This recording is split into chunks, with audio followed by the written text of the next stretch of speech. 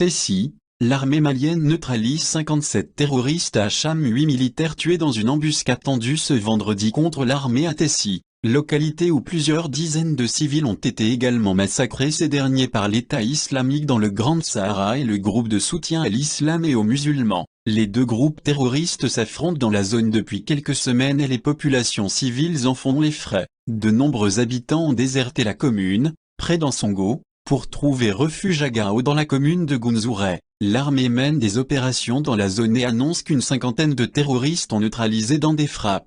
Dans un communiqué dont nous avons reçu copie, l'armée malienne annonce avoir neutralisé 57 terroristes après un combat violent à Acham. De son côté, l'armée a perdu 8 éléments dans cet accrochage.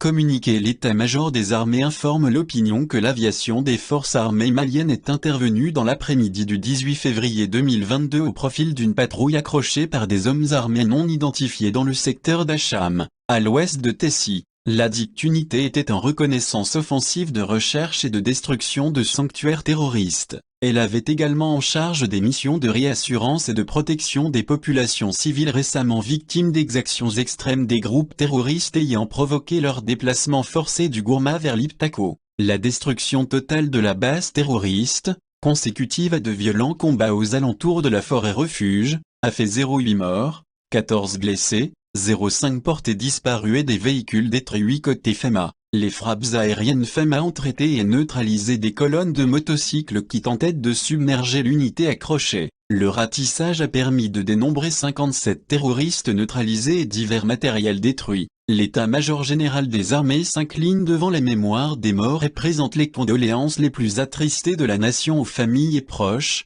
et souhaite prompt rétablissement aux blessés. Il rappelle que ses frères d'armes, d'une bravoure inqualifiable, sont morts vaillamment au combat pour la noble cause de la défense de la nation qui reste reconnaissante. L'état-major des armées salue leur courage et leur bravoure et rappelle que rien n'arrêtera les FAMA dans leur lutte implacable pour le retour de la paix et de la quiétude. Bamako, le 18 février 2022. Le directeur de l'information et des relations publiques des armées, colonel Souleymane Dembélé,